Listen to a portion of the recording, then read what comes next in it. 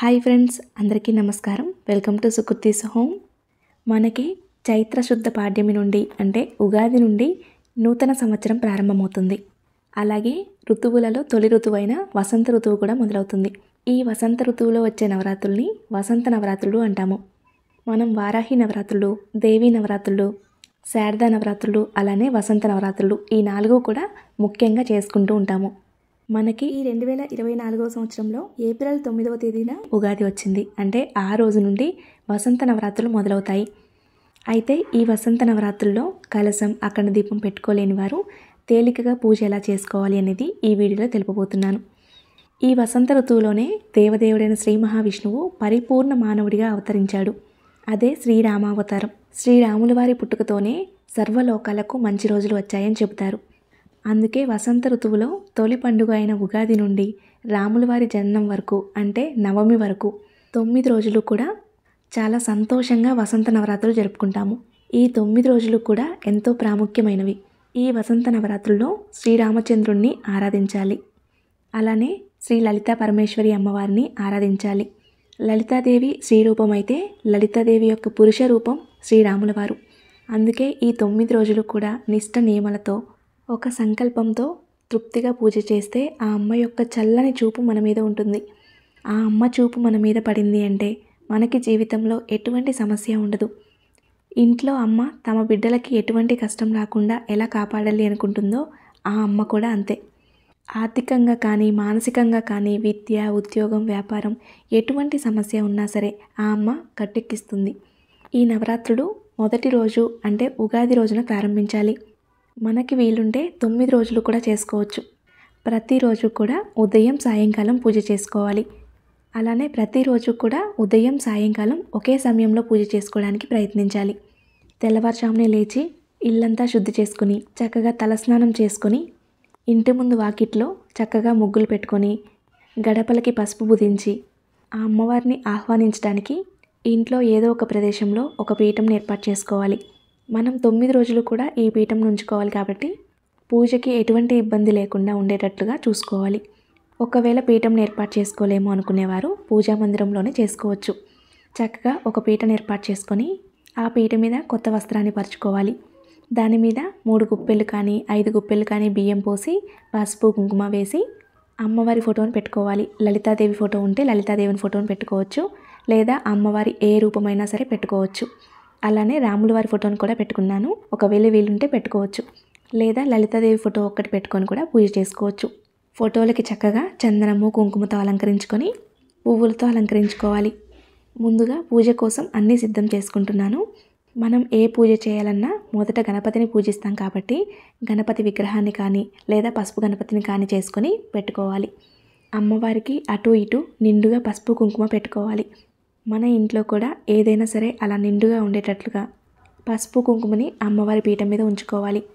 అలానే కలశం పెట్టట్లేదు కాబట్టి ఒక రాగి చెంబులో నిండుగా నీరు పోసి చక్కగా గంధము కుంకుమతో అలంకరించుకొని ఒక పువ్వు వేసి పీఠం పైన ఒక పక్కకు పెట్టుకోవాలి. దాన్ని కలశంగా భావించాలి. 9 రోజులు కూడా పుష్పాన్ని మారుస్తూ ఆ జలాన్ని అలానే ఉంచాలి. అలానే 9 రోజులు కూడా కామాక్షి దీపారాధన చేస్తే చాలా మంచిది. అఖండ దీపం పెట్టుకున్నంత ఫలితం లభిస్తుంది. ఒకవేళ అఖండ దీపము కలశము పెట్టుకోవాలి అనుకున్నా సరే ఎలా పెట్టుకోవాలి అనేది మన వీడియోస్లో ఆల్రెడీ షేర్ చేశానండి. లింక్స్ కింద డిస్క్రిప్షన్లో ఇస్తాను. ఒకవేళ ఉపయోగపడుతుంది అనుకుంటే చూడండి. మీ దగ్గర లలితాదేవి విగ్రహం ఉంటే లలితాదేవి విగ్రహం పెట్టుకొని పూజ చేసుకోవచ్చు, లేదా అమ్మవారి రూపమైన ఏ రూపమైనా పెట్టుకొని పూజ చేసుకోవచ్చు. మొదట గణపతికి పూజ చేయాలి. గణపతికి షోడశోపచార పూజ చేసుకోవచ్చు, లేదా పంచోపచార పూజ చేసుకోవచ్చు. గణపతి అష్టోత్తర శతనామాలు చదువుకుంటూ పూజ చేసుకోవచ్చు, లేదా ఓం గం గణపతియే నమః అని చదువుకుంటూ గణపతికి పసుపు కుంకుమ గంధము అక్షింతలు పుష్పము వస్త్రము సమర్పించి దీపధూప నైవేద్యాలు సమర్పించాలి. ఈరోజు నేను 9 ఒత్తులతో దీపారాధన చేశాను. ఈ నవరాత్రుల్లో 9 ఒత్తులు దీపారాధన చేస్తే చాలా మంచిది. ఈ ఒత్తులు ఎలా తయారు చేసుకోవాలి అనేది మన ఛానల్లో ఆల్రెడీ షేర్ చేశాను. లింక్ కింద డిస్క్రిప్షన్లో ఇస్తాను. ఇంట్రెస్ట్ ఉంటే ఒకసారి చూడండి. దీపారాధన చేసి దీపానికి కుంకుమ అలంకరించి అక్షింతలు పుష్పము సమర్పించాలి. మనం 9 రోజులు కూడా నియమ నిష్టలతో పూజ చేస్తే తప్పకుండా ఫలితం లభిస్తుంది. ఆ అమ్మవారి కరుణా కటాక్షాలు చల్లని చూపు మన మీద ఉంటుంది. ప్రతిరోజు కూడా ఉదయాన్నే పూజ చేసుకొని ఒక్క పూట భోజనం చేస్తూ చక్కగా పూజ చేసుకుంటే ఇంట్లో అంతా కూడా ఎంతో ప్రశాంతంగా ఉంటుంది. అలానే ఈ 9 రోజులు కూడా ఇంటి ముందు వాకిలి, గుమ్మము చక్కగా అలంకరించండి. మొదటి రోజు మనం అమ్మవారిని ఇంట్లోకి ఆహ్వానిస్తాము. 9 రోజులు కూడా మన ఇంట్లోనే అమ్మవారు ఉంటారు. అమ్మవారు మన ఇంట్లో ఉన్నారు అంటే ఇంట్లో ఒక పండుగ వాతావరణం ఉండాలి. మనసులో ఎటువంటి చెడు ఆలోచన రాకుండా సంతోషంగా, తృప్తిగా ఉండాలి. ఎవరితోనూ గొడవలు పడటం, చెడు మాట్లాడడం, ఇంట్లో పిల్లల్ని తిట్టడం, కొట్టడం లాంటివి అస్సలు చేయకూడదు. మనం ఎంత ప్రశాంతంగా ఉంటామో ఆ అమ్మవారు అంత సంతోషిస్తుంది. మనం ఎంత మంచి చేస్తామో, ఎంత మంచి మాట్లాడుతూ ఉంటామో ఆ అమ్మవారు అంత సంతోషిస్తుంది. అలానే ఈ 9 రోజులు కూడా చక్కగా చీర కట్టుకొని, నిండుగా గాజులు ధరించి, పువ్వులు పెట్టుకొని, కాళ్ళకు పసుపు రాసుకొని నిండుగా అలంకరించుకోవాలి. ఎవరైనా ఇంటికి వస్తే మనలోనే ఆ అమ్మవారు కనిపించేలా ఉండాలి. అటువంటి వాతావరణంలోనే అమ్మవారు ఉంటారు. 9 రోజులు కూడా ఇంట్లో సాత్విక ఆహారం తినాలి. అంటే ఉల్లి వెల్లుల్లి లేకుండా నాన్ వెజ్ లాంటివి అస్సలు తినకూడదు. సపరేట్గా పీఠం పెట్టుకొని పూజిస్తున్నట్లయితే ఇంట్లో కూడా నాన్ వెజ్ రాకుండా చూసుకోండి. ప్రతిరోజు కూడా ఉదయం సాయంకాలం పూజ చేయాలి. రాత్రి సమయంలో నేల మీదనే పడుకోవాలి. బ్రహ్మచర్యం పాటించాలి. మనం ఎంత ఆడంబరంగా పూజ చేశాము అనేది ముఖ్యం కాదు. ఎంత నిష్ట నియమాలతో, ఎంత శ్రద్ధగా పూజ చేశాము అనేదే ముఖ్యము. గణపతికి ధూపదీప నైవేద్యాలు సమర్పించిన తర్వాత రాముల వారికి, లలిత అమ్మకి పసుపు, కుంకుమ, గంధము, అక్షింతలు, పుష్పము సమర్పించాలి. అలానే సపరేట్గా పీఠం పెట్టుకుంటే పీఠం మీద ఒక గోవును కూడా పెట్టుకోండి. ఈ నవరాత్రులు 9 రోజులు కూడా గోవును కూడా పూజించండి. ఎంతో ముఖ్యమైన ఈ నవరాత్రుల్లో సకల దేవతా స్వరూపమైన గోవుని పూజిస్తే చాలా మంచిది. వీలైతే ఈ 9 రోజుల్లో ఒక్కరోజైనా సరే గోశాలకు వెళ్ళి అక్కడ గోవుకి తోటకూర, బెల్లము అలా మన శక్తి కొలది ఏవైనా తినిపించండి. గోపూజ చేయండి.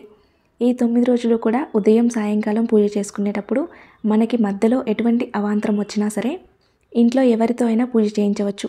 అలానే 9 రోజులు కూడా అమ్మవారి ముందు చక్కగా ఒక గిన్నె పెట్టుకొని శ్రీదేవి ఖడ్గమాల చదువుకుంటూ పసుపుతో అమ్మవారిని ఆరాధించండి.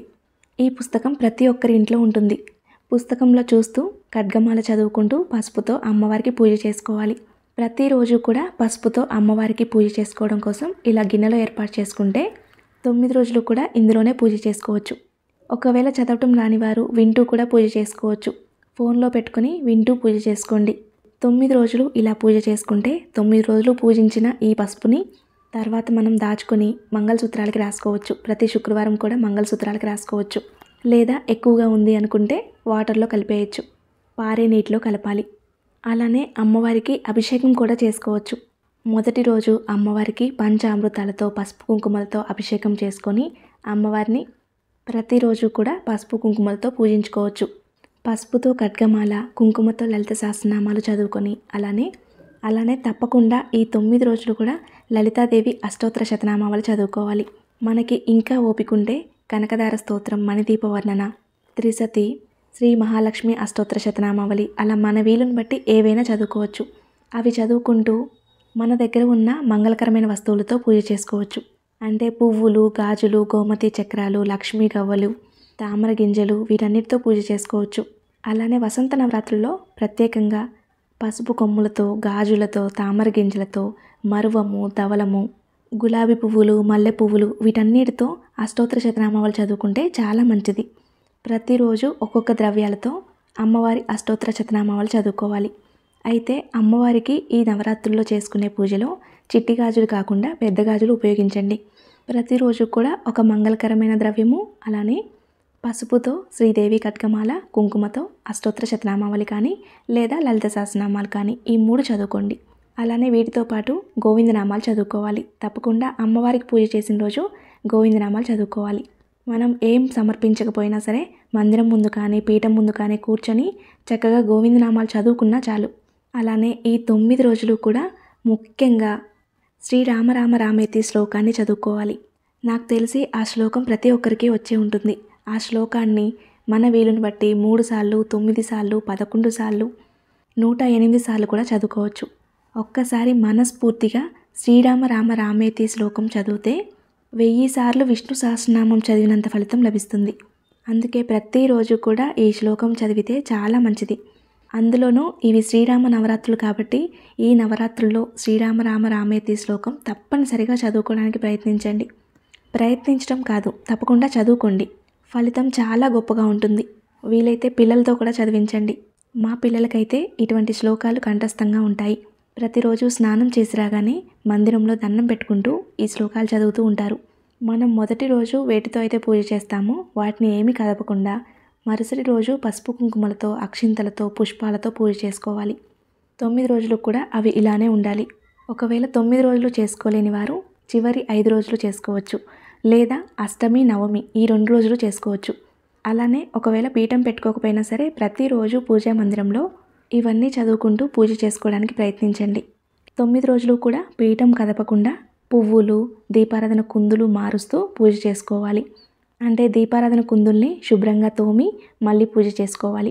అయితే కామాక్షి దీపాన్ని మాత్రం తీయకూడదు. కామాక్షి దీపాన్ని గురువారం రోజు తప్ప మిగిలిన రోజుల్లో శుభ్రం చేసుకోకూడదు. అందుకే గురువారం రోజు శుభ్రం చేసుకొని మిగిలిన రోజులు అలానే దీపారాధన చేసుకోవచ్చు. అసలు కామాక్షి దీపంలో ఉదయం నిండుగా నూనె వడ్డించి దీపారాధన చేస్తే సాయంకాలం వరకు వెలుగుతూనే ఉంటుంది. అలానే సాయంకాలం పూజలో నిండుగా నూనె వడ్డిస్తే మరుసటి రోజు ఉదయం వరకు వెలుగుతూనే ఉంటుంది. అంటే అఖండ దీపం పెట్టుకున్నంత ఫలితం లభిస్తుంది.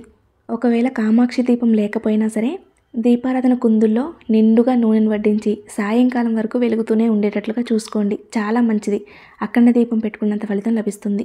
అలానే ఈ 9 రోజులు కూడా మన వీలును బట్టి పులిహార, పరమాన్నము, క్షీరాన్నము, చక్కెర పొంగలి అలా మన వీలును బట్టి ఏవైనా నైవేద్యంగా సమర్పించవచ్చు. వాటితో పాటు వడపప్పు, పానకం కూడా నైవేద్యంగా సమర్పిస్తే చాలా మంచిది.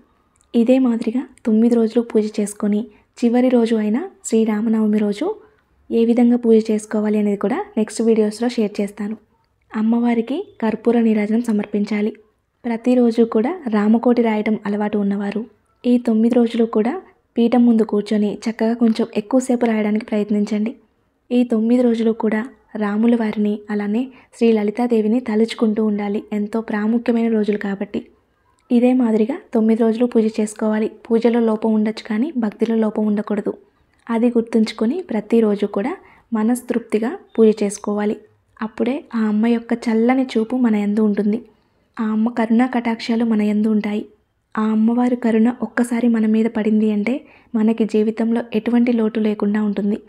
తెలుసుకున్నారు కదా, ఎంతో విశిష్టత కలిగిన వసంత నవరాత్రుల్లో కలశము, అఖండ దీపం లేకుండా తేలికగా పూజ ఎలా చేసుకోవాలి అనేది. వసంత నవరాత్రులు 9 రోజులు కూడా ప్రత్యేకంగా పూజ చేసుకునేంత శక్తిని ఆ అమ్మవారు మనకు ప్రసాదించాలని, ఆ అమ్మవారి కరుణా కటాక్షాలు ఎల్లప్పుడూ మన మీద ఉండాలని మనస్ఫూర్తిగా కోరుకుంటున్నాను. ఈ వీడియో మీలో కొంతమందికైనా ఉపయోగపడుతుంది అనుకుంటున్నాను. అలాగే ఈ వీడియో మీకు నచ్చింది అనుకుంటున్నాను. ఈ వీడియో కానీ మీకు నచ్చినట్లయితే లైక్ చేయండి. మీ స్నేహితులకి, బంధువులకి షేర్ చేయండి. మరిన్ని వీడియోస్ కోసం మన ఛానల్ సబ్స్క్రైబ్ చేసుకోండి. ధన్యవాదములు.